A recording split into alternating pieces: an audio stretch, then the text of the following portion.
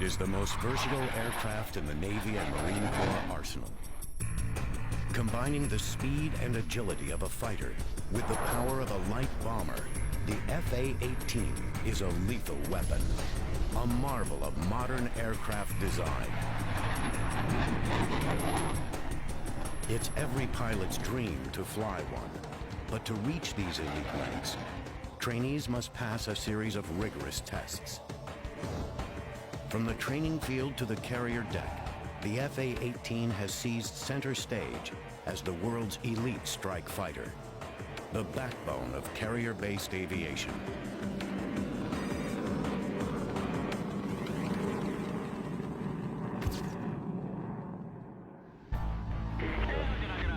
Thanks for 3-1, Josh. Approach Charlie, down 2-3,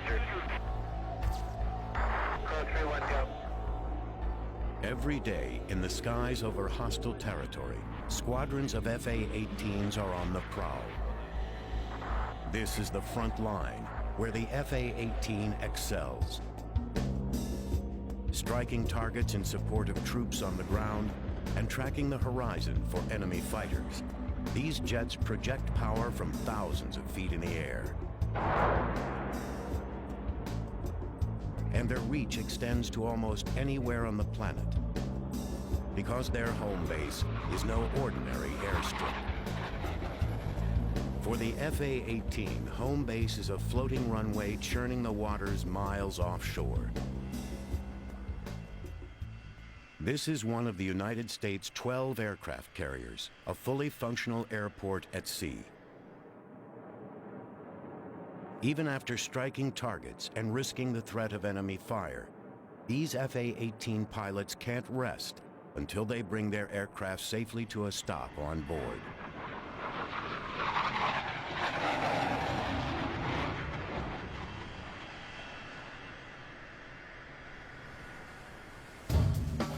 A carrier air wing is made up of more than just fighter jets.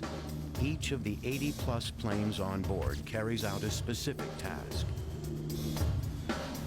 S-3 Vikings for refueling and sub-hunting. E-2C Hawkeyes for reconnaissance.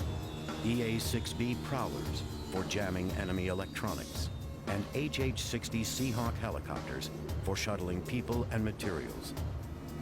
All these aircraft and the carrier itself are focused on one objective: forward force projection. And the one plane best suited for that role is the FA-18.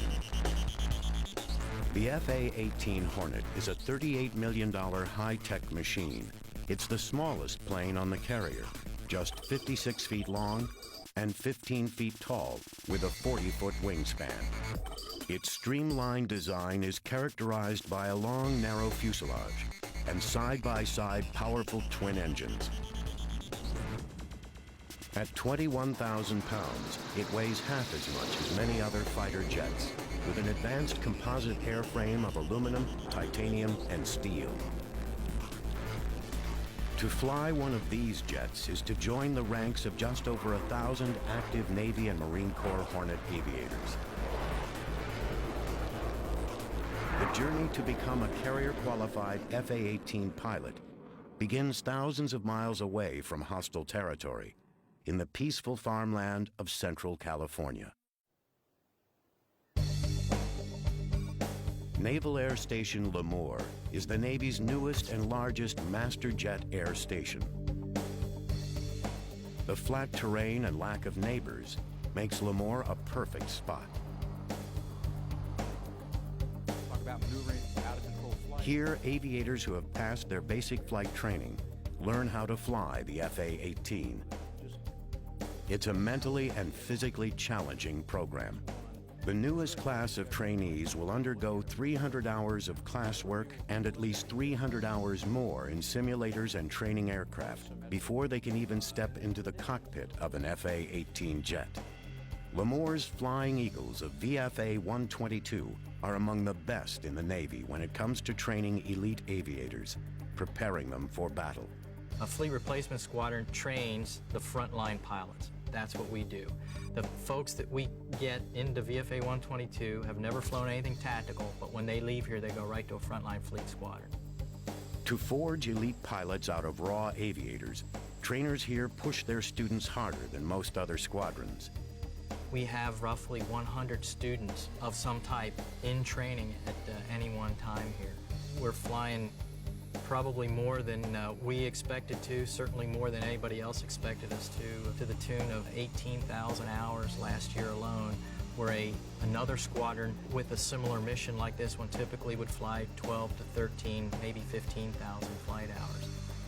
To put that in perspective, a fleet squadron on a very good year might fly 5,000 hours. Since the delivery of the first FA-18s in 1980, Lemoore has been known as the home of the Hornet. Nearly 365 days a year, from the early morning on, the skies over Lemoore echo with the deafening roar of FA-18 jet fighters. The FA-18 that these trainees hope to fly is a much more sophisticated machine than earlier Navy jets. During the 1960s and 70s, the Navy was launching two formidable workhorses from its aircraft carriers. The F-4 Phantom was a reliable, fast, powerful fighter designed for air-to-air combat. Capable of reaching speeds of almost 1,500 miles per hour, it could carry a deadly array of weapons. The A-7 Corsair was a slower armored jet, a lethal light bomber that could deliver a 15,000-pound payload. Combined, the two planes flew hundreds of thousands of combat sorties in military operations all over the world.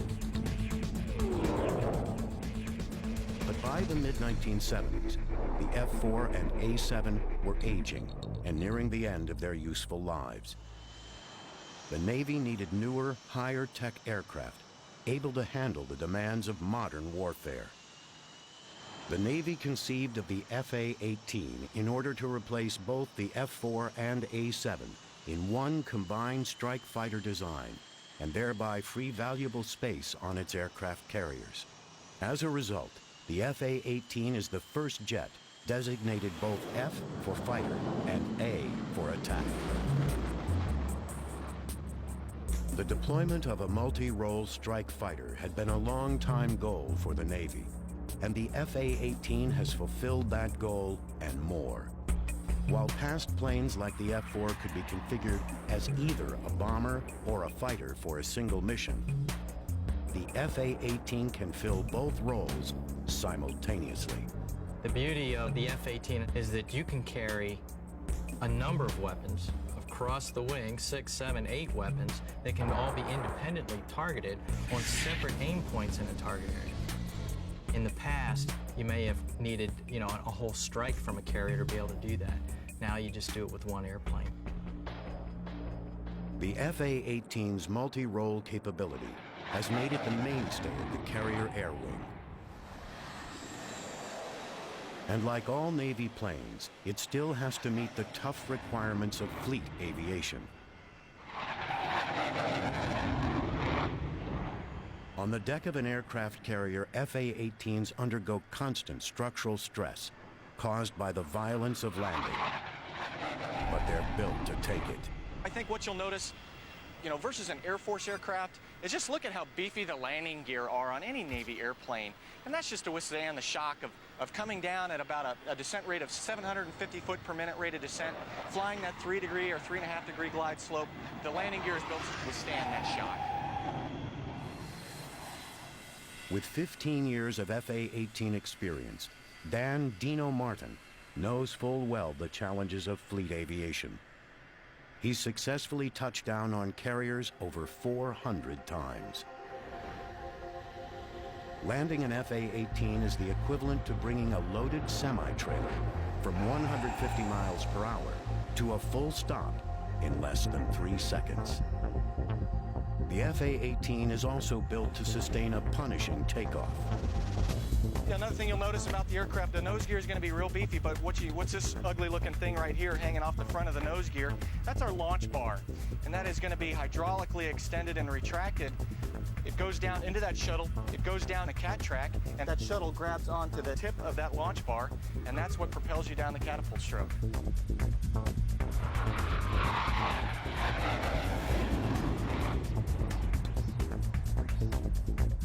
Powerful engines, General Electric's F404s, are each capable of generating 18,000 pounds of thrust, an astounding 1/4 of the thrust of the rocket that sent the Mercury spacecraft into orbit.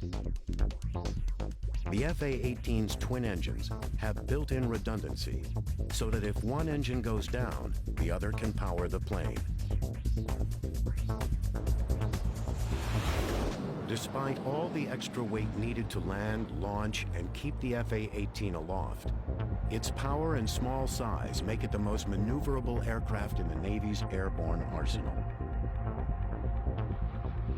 Racing at top speeds of Mach 1.8, the Hornet can also climb at a rate of over 45,000 feet per minute. Leading-edge wing extensions and outward canted tail fins stabilize airflow, while the wide range of motion in the ailerons, flaps, and tail planes give the Hornet unparalleled pitch and roll control. The FA-18 is so maneuverable, it's the jet of choice for the Navy's Blue Angels demonstration squadron. These daring pilots have been flying the FA-18 Hornet since 1986. The jet's speed and handling characteristics have allowed the team to add new maneuvers to their program. The FA-18 can turn on a very tight radius and perform rapid rolls, all while also displaying the best slow speed ability of any Navy jet. But the Hornet's maneuverability takes a physical toll on the pilot. Its high-speed turns can create over 7.5 Gs. Under this stress, the average pilot feels almost 1,500 pounds of downward pressure on his body. To prepare for the rigors of flying an FA-18, pilots at Lemoore Naval Air Station undergo intense training. One of the most grueling stages takes place in the centrifuge. Lieutenant Tori Campbell is the Director of Navy and Marine Corps Centrifuge Training. All new FA-18 pilots must make it through her program before being cleared to take off in the jet. So what we have today is a very typical class for centrifuge-based flight environment training, or CFET. We have 10 students. They are new FA-18 pilots. They are winged. They are already pilots, but they are just beginning to learn how to fly the FA-18. We're bringing them through this training. They get it at the very beginning of their training to teach them how to deal with the effects of the Gs, because the FA-18 is by far the most capable aircraft that these young pilots have ever flown in. The goal is to teach the trainee how to handle the high Gs while pursuing an enemy or bandit. The centrifuge contains an exact replica of the pilot's controls. During this training, the pilot is actually controlling the device from inside of it. It's a 90-second profile. It's extremely challenging, as a pilot has to go ahead, track the bandit, and at the same time perfect this technique to enable him to go as high as 7.5 Gs.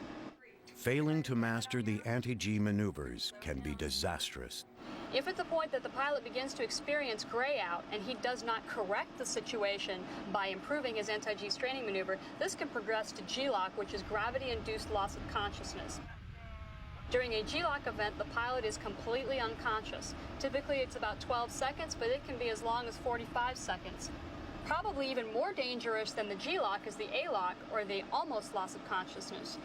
After an A-lock, the pilot, although having never lost consciousness, is completely confused, disoriented, and has no sense of spatial awareness.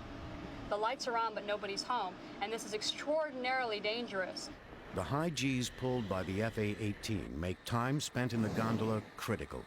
This is an extremely important part of their training. A lot of the training, the survival training that pilots get, is only if something goes horribly, horribly wrong. But for an FA-18 pilot, the skills and techniques that they're going to learn here today are things that they will use every single time they fly their aircraft.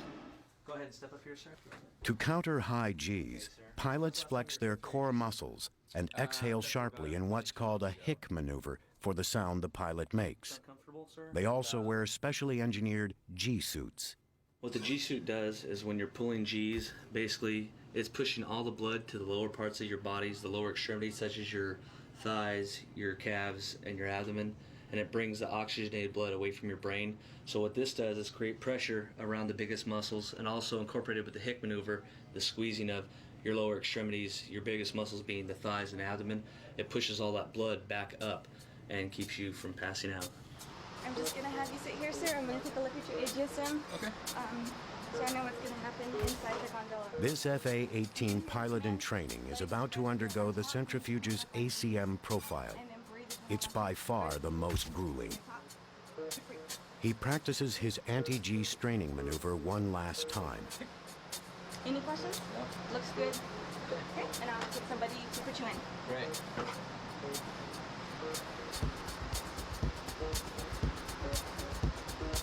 Go ahead and follow me, please.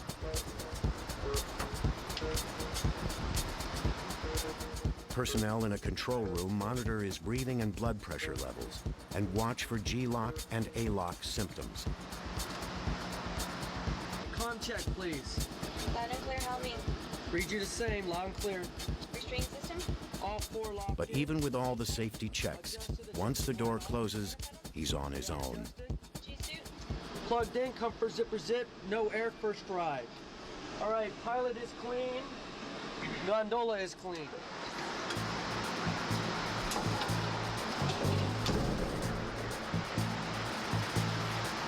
sir, you ready to go to idle? Yes. It's gonna be about 15 seconds till you feel it start moving. Breath? The initial stages of the profile hover between 5 and 6 Gs, with breaks of minimum G tolerance in between. Then the pilot is taken to the FA-18's maximum G-force level. Rest up as much as possible. This next peak is 7.5. I want you to pull the stick back and get on top of the G's as quick as possible. Lights on, get a good prep, 7.5. Keep it in, bury that stick, back, 3, 2. Get him in the middle, sir. Hold it off, sir. Lock it up. Seal it off, sir. 3. Coming down this time, follow him down. Today, the pilot maintains consciousness, but even the toughest aviators will feel the effects for as long as 12 hours, and this trainee will have to endure at least 2 more profiles before he's certified. You can really feel like all the pressure going like out of your head and chest down into your legs, and you start straining. You know, you can see the lights start to come back on a little bit, but to keep working that hard to see is really tough. In an F-18 Hornet, it's really important to be able to understand how this training works, using the G-suit and the centrifuge, and understand how your body reacts to Gs, because you could be fighting somebody one-on-one in a real dynamic environment where you're pulling a lot of Gs and trying to look out over your shoulders and maintain a good look at so you can see the bandit. Or if you're coming off a target and you have to snatch on a bunch of Gs real quick, then you need to know how to prepare your body so you don't black yourself out or go unconscious and put yourself in some real danger. To maintain control during the most difficult maneuvers, the FA-18 contains a computer-assisted fly-by-wire system. Some pilots say it makes operating a plane more like a video game than traditional flying, but its impact on safety and handling is very real. The F-18 is a fly-by-wire aircraft. In other words, as a pilot in the cockpit, you are merely a voting member of the flight control system. 2 flight control computers analyze inputs, digital inputs from the cockpit, from stick and rudder inputs, and then transfer that information to hydraulic actuators back here in the flight control surfaces to give you what you want. Merely a left turn isn't like in a Cessna where the ailerons, rise to meet you. In other words, a left turn here, this aileron's going to come up and that aileron's going to go down and we're going to turn left. Well, that may not necessarily be the case in an F-18. The flight control computers are going to say, okay, he's going this fast and he wants to go left, so I'm going to move these surfaces this way to give him what he wants. The FA-18's fly-by-wire control takes the pilot's stick and rudder movements and interprets them. Separate computing systems evaluate the input and instantaneously decide what surfaces to move. If more than 2 of the computers fail, the pilot can manually take back some critical controls. If the pilot does lapse into G-lock during a maneuver, the FA-18's flight system takes over, automatically leveling out the jet's path through the air.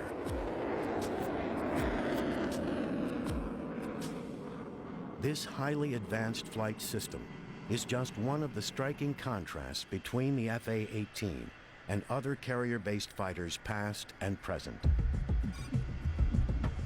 Perhaps the most legendary is the F-14 Tomcat. In speed, range, and sheer muscle, the F-14 is unmatched in naval aviation history. This fast, powerful jet was known as the king of the carrier deck for over 30 years. The last of the Tomcats came off the assembly line over a decade ago to be replaced by the more advanced FA-18.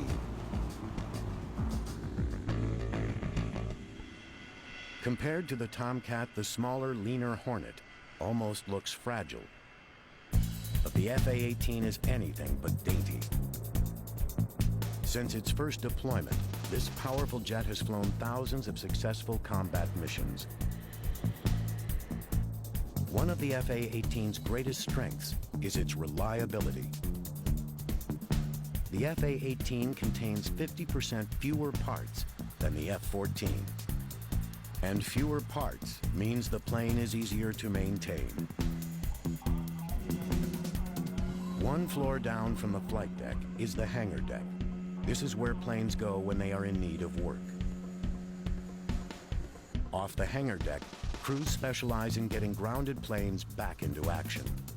Right now we're back here in the jet shop where I've got about 40 people that do work on the various engines that we have the capability to repair.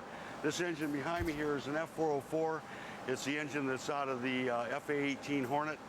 We've done some maintenance to this. It's in a modular format where we can remove any of the modules on the engine, replace them, run the engine across the test cell, and then it's ready to be issued back out to the squadrons again. So these gents are making that ready to go. The FA-18 has proven even more dependable than the Navy hoped, especially when compared to the F-14 Tomcat. The Tomcats, as you well know, are aging, and they're aging rather fastly, so they require more maintenance man-hours per flight hour than, say, the Hornet. The Hornet, on the other hand, is still relatively young, comparatively speaking, and there aren't as many maintenance man-hours required. Tomcat maintenance squads must work almost 4 times as many hours to maintain their aging aircraft. When not undergoing repairs or routine maintenance checks, carrier-based FA-18s are either in the air or parked, wing to wing, on the flight deck. With as many as 80 planes aboard, and several at a time taking off or landing, the flight deck can become dangerously busy.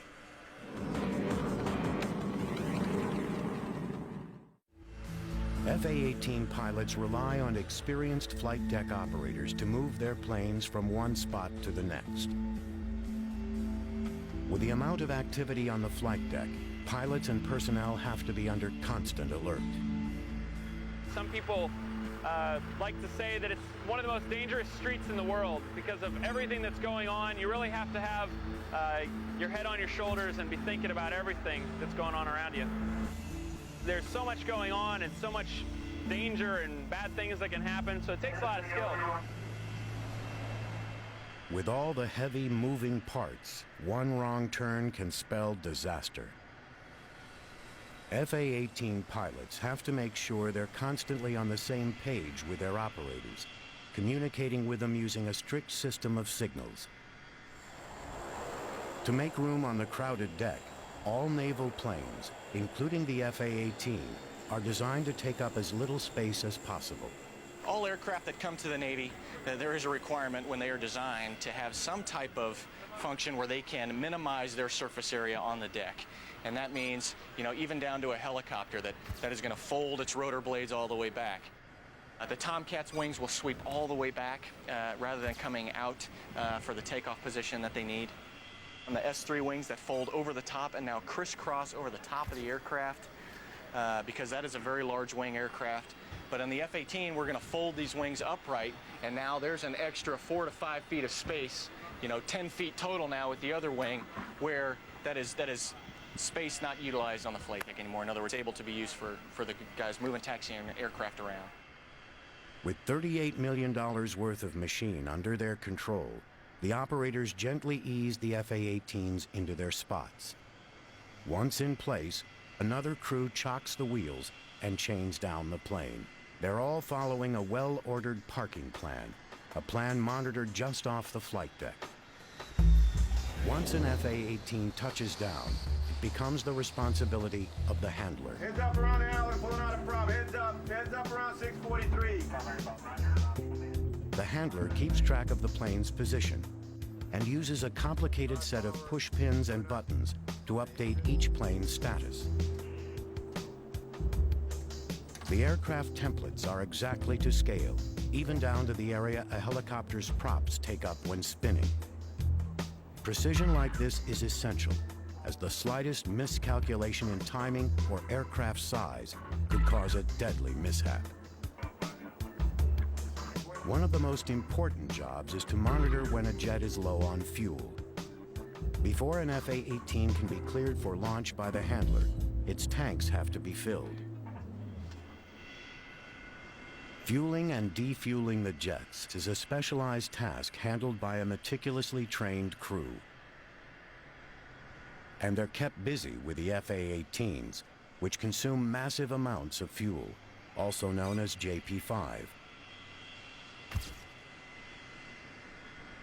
One criticism of the FA-18 is that it has a relatively small onboard fuel capacity of 1,600 gallons.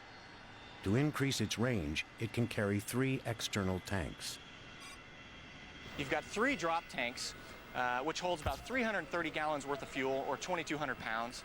So just by adding those 3 tanks, we increase our fuel load by 6,600 pounds. We add the drag, but the amount of gas that we get outweighs the drag of pushing those through the air.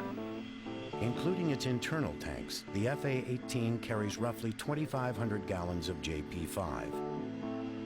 On a regular patrol, it can use almost all its fuel in just an hour and 45 minutes.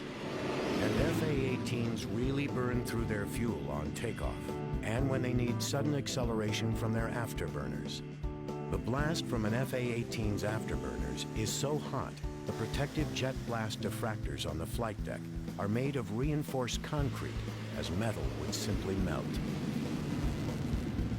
With the afterburner, the hot gases that leave the turbine section are incredibly hot, so by throwing just fuel onto those hot gases, right, you get an instantaneous ignition.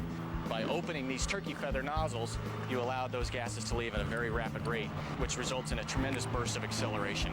If I plugged in the afterburners, I'd probably be out of fuel in about 15 to 20 minutes.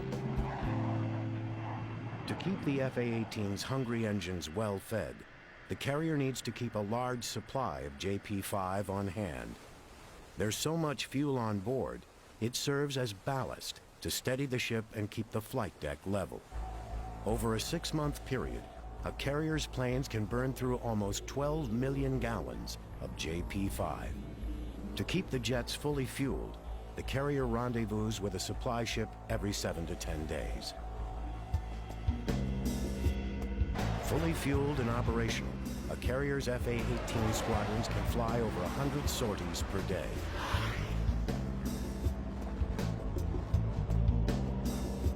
On mission, or as pilots say, in country, the first order of business for FA-18s is to defend against air-to-air targets. This is what's known as dogfighting, and it's an arena in which the FA-18 has proven highly successful. Close combat is a modern duel to the death, and dogfight training is among the most intense phases of learning how to fly the FA-18. What I'm going to try to do is to stay on your tail as best I can today.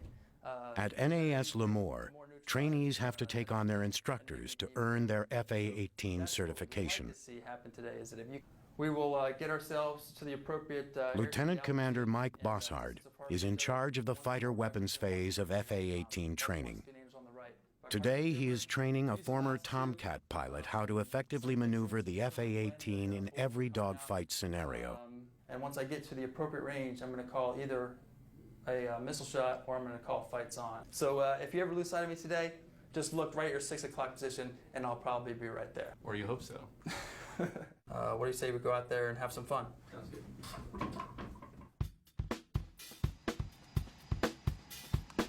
The dogfighting stage marks roughly the halfway point in FA-18 training, combining what trainees learned in class with high-G maneuvering.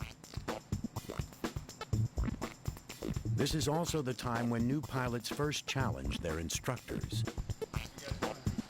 Their game faces on, teacher and student prepare to square off.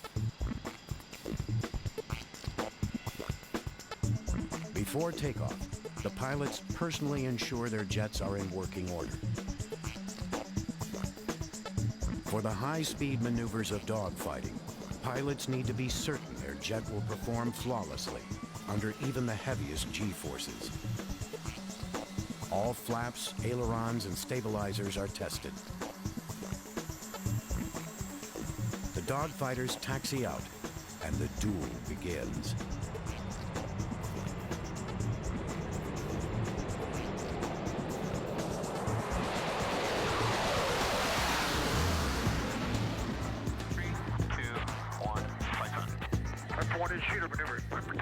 When they're on the offensive, pilots need to stay on the tail of their adversary and lock on target.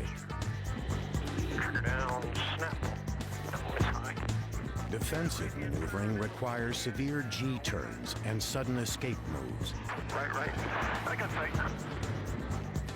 Knock it off. Right now. In the last exercise, the trainee proves his mettle, turning the tables and getting on his instructor's tail. That was sneaky. See ya. But he must still complete weeks of additional weapons training before he is certified to drop live ordnance.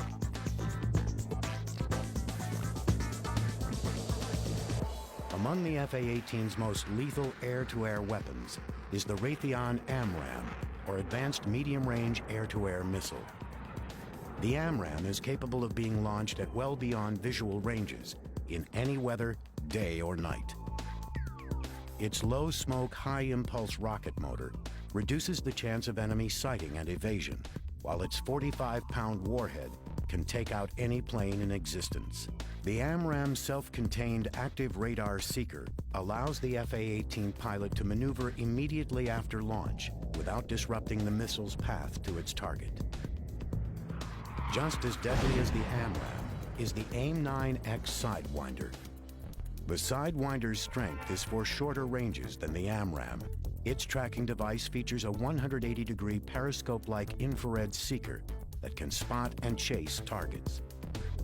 The AIM-9X earned the name Sidewinder with its vectoring rocket motors, which allow right-angle turns.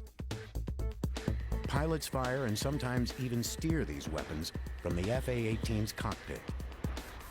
What makes these weapon systems all the more lethal is a cockpit design with a heads-up display that allows the pilot to perform many functions without looking down.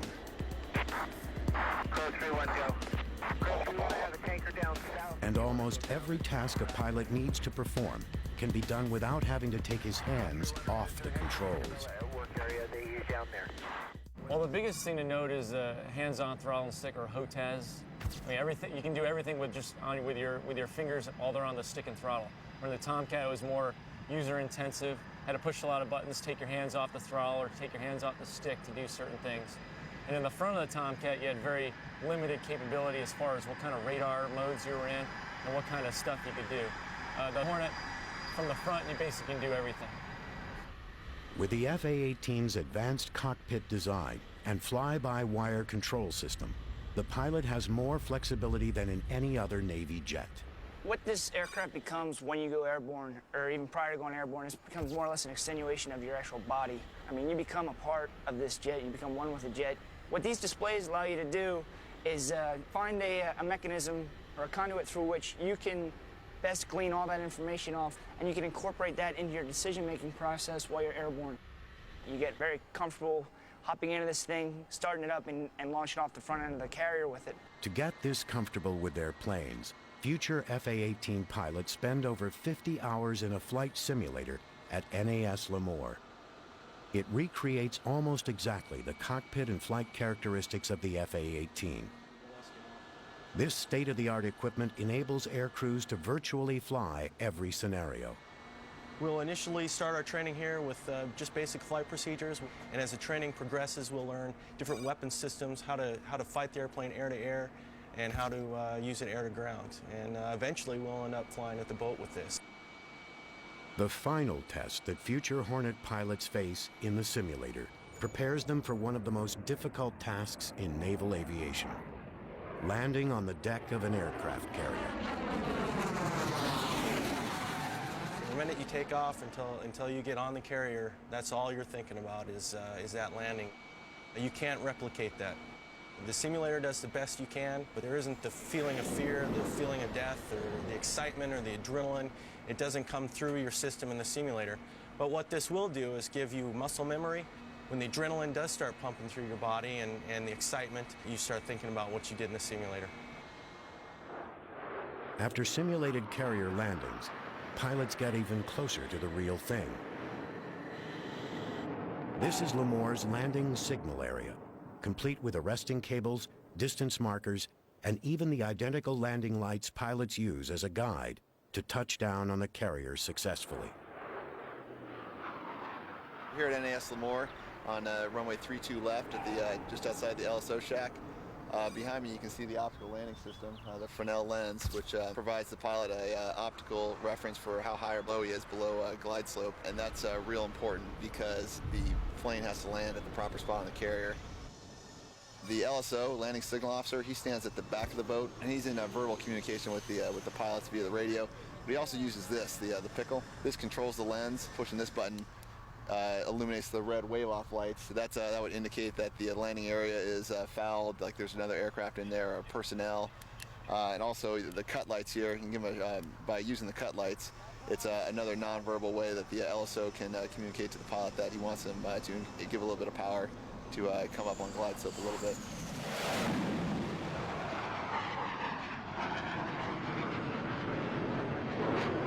The runway at Lemoore's Reeves Field stretches for 13,500 feet, giving pilots plenty of landing room. On a Nimitz-class carrier, the landing strip is just 500 feet long. To bring an FA-18 to a complete stop, the pilot has to grab or trap one of 4 arresting cables. That means dropping the plane into a 40-foot box, ideally just 2 feet in front of the wire. Without some sort of arresting device, the jet would skid right off. Dropping 800 feet in just 15 seconds, the pilots have to keep the plane's nose up and maintain the correct attitude or angle of descent.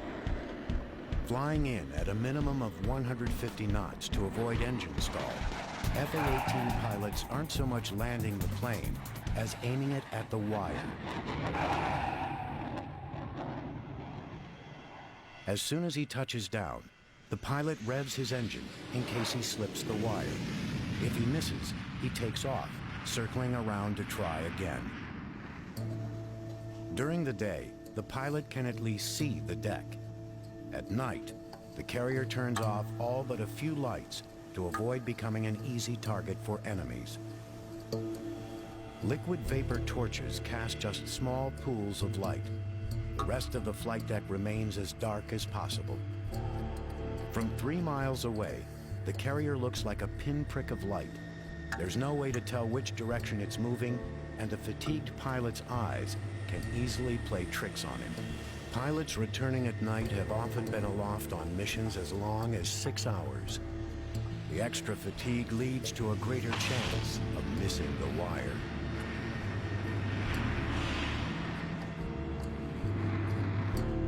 You're fatigued. You've had a lot of excitement, adrenaline high, adrenaline low, probably hungry, tired, all that. At night, you don't really look at the carrier except for maybe the last 10 seconds of the approach or something like that. It's just an instrument approach. You have a set of needles, one for lineup, one for glide slope, and you're just keeping those things centered up. Like magic, there's the boat, and you just fly a touchdown. So it's all instrument work, pretty much. And if you keep that thing centered and you keep the attitude on the jet, then you'll grab a 3-wire every time. Day and night, FA-18s and other planes are watched closely in the Air Traffic Control Center, a miniature version of what exists at any major airport. At the very top of the tower, the air boss directs the landings and takeoffs. From his perch, the air boss oversees pilot landings on the aft of the flight deck, as well as launches on the middle 2 catapults. His assistant, the mini-boss, oversees the front, where the 2 most active catapults are. All information about the carrier's FA-18s from launch to landing goes through the air boss. It's his job to deal with information, occasionally jotting notes on the wall and windows to keep it straight. He then relays the critical information to wherever it needs to go. The air and mini-boss are both aviators. This way they know every procedure intimately and immediately understand a pilot's status. Even the captain of the carrier is an aviator, highlighting the role of the aircraft carrier as a floating airbase. The FA-18's central role on the carrier is clear from the top of the tower to deep into its belly. This is one of the ship's 40-plus weapons magazines, where crews prepare the FA-18's various weapons loads. What we're doing today is configuring 2 Mark 83 low-drag bombs, utilizing a parachute-type fin assembly. What they're going to be doing now is they're going to hoist the bombs up on the bomb table. This 1,000-pound ordnance is a dumb bomb, just one weapon in the FA-18's arsenal. The FA-18 can be configured to carry over 24 different bombs and missiles. Once the FA-18's bombs are assembled, they ride a series of elevators to the flight deck.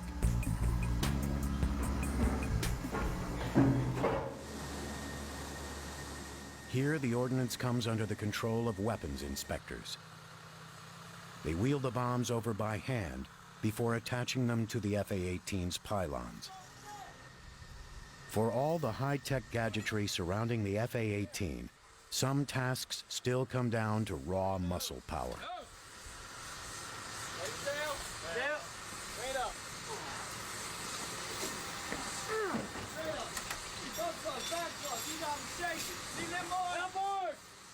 Although the bomb is not yet armed, it does contain almost 1,000 pounds of explosives. In past carrier disasters, fires have ignited the aviation fuel, which then set off the bombs. Today's bombs have extra insulation so that they can withstand short periods of extreme heat or fire. The last step is to add the fuse. The final arming of the bomb takes place only after the plane takes off.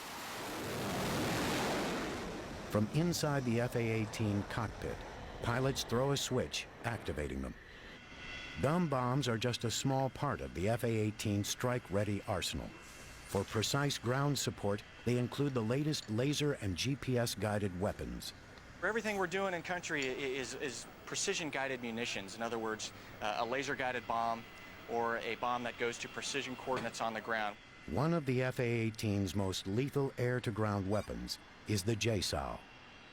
A large precision strike weapon, the JSOW affixes to the FA-18's middle wing weapon station. Once launched, it releases 2 wing structures that allow the missile to glide toward its target. Skimming just a few feet above the ground, the JSOW releases powerful cluster bombs that can destroy multiple targets in one strike.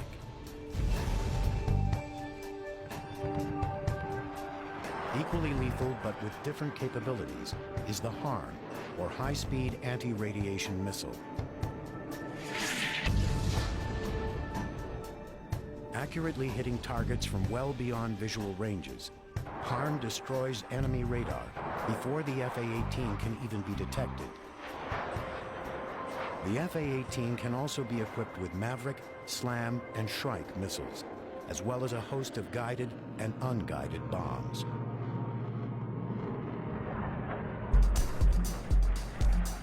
The highlight of air-to-ground weapons training is when FA-18 pilots learn what it's like to drop real live ordnance. Flying missions over remote testing areas, pilots take full control of the FA-18's precision strike capabilities, pinpointing designated targets and releasing fully armed bombs. Known as Live Day, this is when new Navy pilots experience for the first time the destructive air-to-ground capabilities of the FA-18.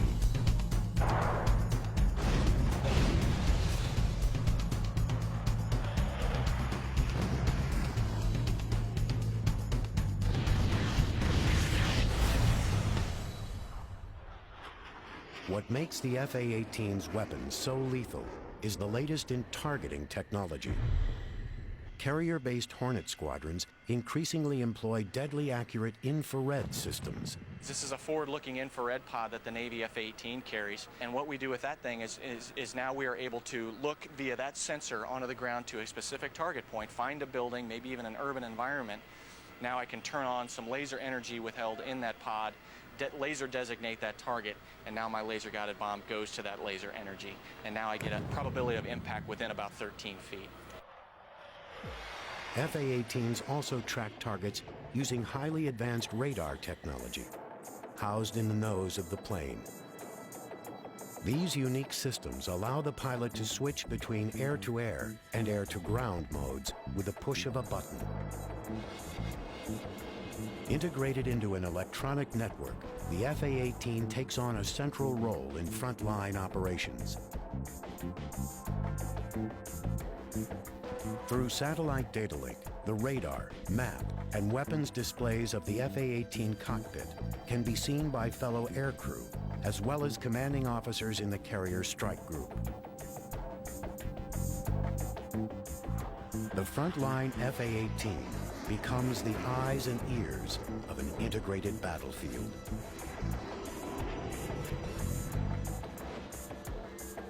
And with each updated model, the FA-18 grows more sophisticated.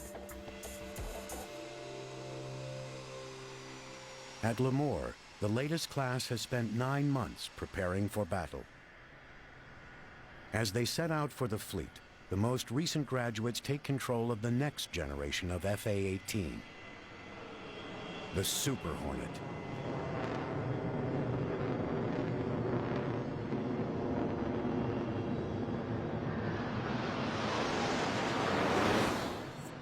The Super Hornet design is based on the original FA-18, but it is an even more lethal machine. The Super Hornet is almost 3 feet longer and has a 25% larger wing surface than the A through D models. Its structural differences include diamond-shaped intakes and a dog-tooth wing design. The bigger, stronger Super Hornet holds 35% more internal fuel capacity and contains extra space for future technologies. On its longer wings, the Super Hornet can support 2 additional weapon stations or fuel tanks. Well, of course, the F-18 has smart technology built into almost all of the weapon systems. Almost all of the hardpoint pylons and launchers are smart technology, so they're capable of carrying the most sophisticated weapons. The airplane actually covers a lot of the functions, allowing the pilot to really concentrate on the mission at hand. It's a great aircraft. The lethality is awesome. Bigger, more capable, and with room to grow, the Super Hornet promises to take on an even greater role than the earlier model FA-18s. Really what we get out of the Super Hornet is the capability to draw from more advanced technologies, and then also the stuff that was designed for the Super Hornet backfitted. And again, it's that complementary thing where the A through C and the E and F Super Hornet just complement each other and make our carrier decks a lot more lethal than they had been in the past. The Super Hornet is being modified to fill almost every role on the carrier, from electronic jamming to refueling. The carrier air wing of the future will be made up of a lethal and effective team of FA-18s. The majority of the missions on the aircraft carrier are going to be accomplished by a Hornet. How important is that to the military? It allows us a quickly deployable force to be able to handle virtually any scenario. But its heart will always be that of a fighter. And as one of the most lethal weapons aloft, the FA-18 will be defending the skies for decades into the future.